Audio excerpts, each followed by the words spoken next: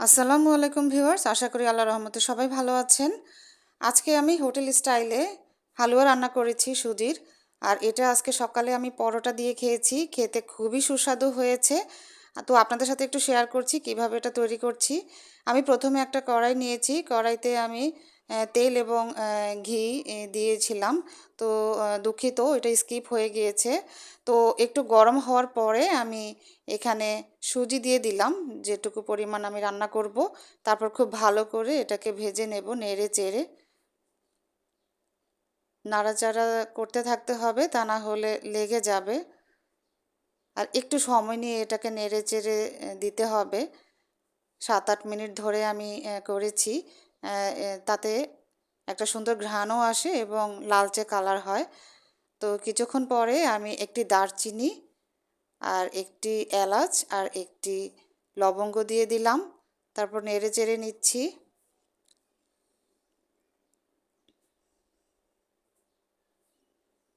একটু ধৈর্য ধরে নাড়তে হবে।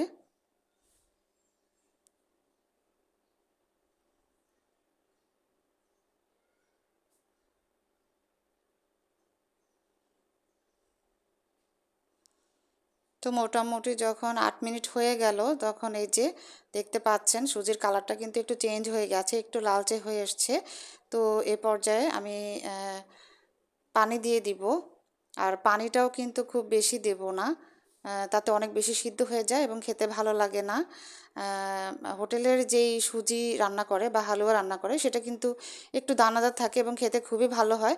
আর ওরা কিন্তু এটাতে দুধ মিশায় না, সো আমিও আজকে দুধ দেইনি।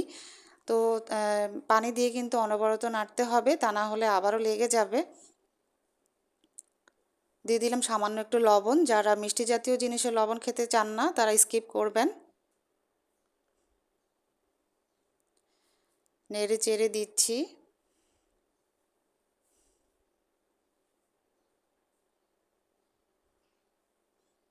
3-4 মিনিট পর আমি স্বাদ অনুযায়ী চিনি দিয়ে দিলাম, যে যেমন পরিমাণ মিষ্টি খেতে ভালোবাসেন, তবে এখানে চিনি বেশি হলেই ভালো লাগে আমার কাছে।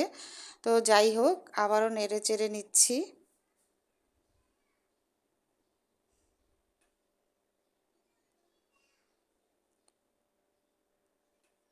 দেখতে পাচ্ছেন এটা কিন্তু ঘন হয়ে গেছে।